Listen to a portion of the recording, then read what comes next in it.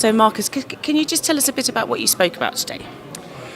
Today I used the opportunity here at the battery show to represent my company and to make people aware how the market in China is developing, especially in terms of electric mobility. So my company, BAIC BJEV, they are selling even more pure EVs than Tesla, and nobody knows it. So I took the opportunity to let people know who are we, what are we doing, and what are our targets. What do you expect the change in Chinese regulations to make, or do you expect the change in Chinese regulations to make a big impact on the global car manufacturing? I think an impact what we already feel, or what I feel in our company, is that especially the state-owned companies, we have to do a little bit of a transition. So far with our joint ventures with other OEMs from Europe, we were kind of in a safe nest, but now we see that the challenge is going to rise up, and I think the government has seen it. Even the private Chinese companies, they are doing a good job, so we have to catch up. So we cannot just rely on our partners, we have to get better by ourselves at that point, so it's driving even more the competition. So I think it's a good step, and for the other European partners, we will see how this develops. Most of them already have existing joint ventures, and we will see how that develops. So far, what we hear, they are happy with us and even happy with their other partners, but time will tell.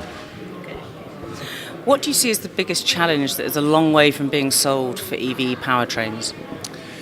I think in the past, we did a lot of self-development on powertrains, so I think it was necessary to build up your own capabilities.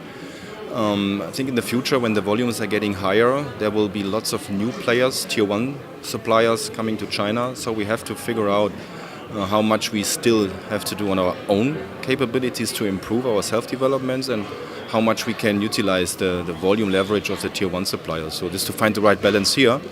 And technology-wise, of course, I mean, increasing efficiency is the biggest challenge. So not only on the powertrain side, also on the electric consumer side in the car, to utilize the energy on board with the battery as much for range as possible.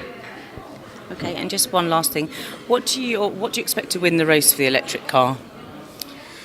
Yeah, you think about who's winning the race, BEV, PHEV, FCEV. I don't think if there will be only one winner. I think there is room for all of them.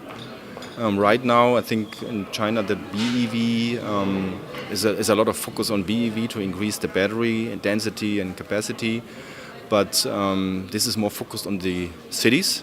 So there's still a lot of rural area where I think PHEVs will also evolve and will have their room.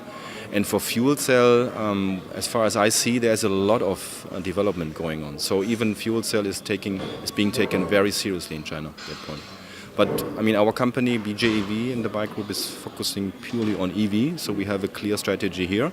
But in the BAIC Group, we are researching and developing all three areas.